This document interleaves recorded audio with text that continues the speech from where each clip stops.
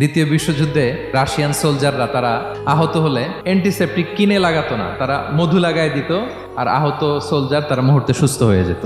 যাদের বাতের ব্যথা আছে, বাতের ব্যথা আছে না অনেক মুরব্বীদের, ওই বাতের ব্যথার মধ্যে যদি মৌমাছির হুল ফুটাই দিতে পারেন, একদিনের মধ্যে বাতের ব্যথা ভালো হয়ে যাবে। সাময়িক হয়তো ব্যথা পাবে, মৌমাছি যখন কামড় দেয় ব্যথা লাগে না।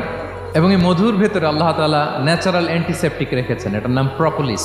মুখতালিফুন আলওয়ানু, বিভিন্ন ধরনের ক্রিম হানি, হোয়াইট হানি, ইয়েলো হানি, ব্ল্যাক হানি, নানা ধরনের হানি আল্লাহ তাআলা এইভাবে প্রিজার্ভ করেছেন মৌমাছির মধ্য দিয়ে। আল্লাহ বলেন, এই যে এতগুলো মৌমাছি পুষ্প রস এনে মৌচাকের মধ্যে রসগুলো রাখে, মধু তৈরি হয়। আল্লাহ বলেন, ইন্না ফি যালিকা লাআয়াতান লিকওমি ইয়াতাফাক্কারুন, নিশ্চয় এর মধ্যে আল্লাহ তাআলা চিন্তাশীলদের জন্য নিদর্শন রেখেছেন। যারা চিন্তা করে, তারা হাতের তালুতে শুধু জিহ্বা দিয়ে চেটে চেটে খায় না, তারা ভাবে কোত্থেকে আসলো এই মধু, কিভাবে মৌমাছিগুলো যায়, কিভাবে ফিরে আসে। তাহলে বলেন তো, আমাদের চিন্তাশীলতার দরকার আছে না নাই?